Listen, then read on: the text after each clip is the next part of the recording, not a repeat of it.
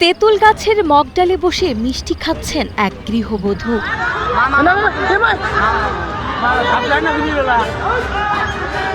অদ্ভুত এই কাণ্ড নিয়ে এলাকায় সৃষ্টি হয়েছে ব্যাপক তোলপাড়।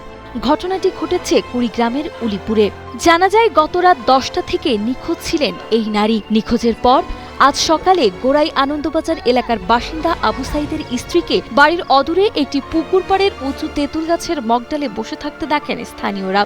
প্রত্যক্ষদর্শীরা জানান, সাত সকালে ওই নারী গাছের মগডালে বসে আপন মনে মিষ্টি খাচ্ছিলেন। এমনকি তার ছেলে উদ্ধারের জন্য গাছে ওঠার চেষ্টা করলে তিনি ওপর থেকে তাকে মিষ্টি পাঠিয়ে দেন।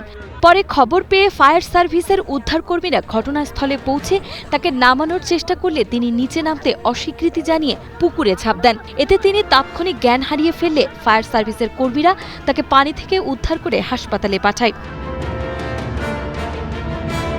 মাঝরাতে ওই নারী কিভাবে বিশালাকার ওই মগডালে উঠলেন এবং সেখানে মিষ্টি বা কোথায় পেলেন, এমন সব রহস্যময় প্রশ্নে এখন লোকমুখে নানা গুঞ্জন ছড়িয়ে পড়েছে।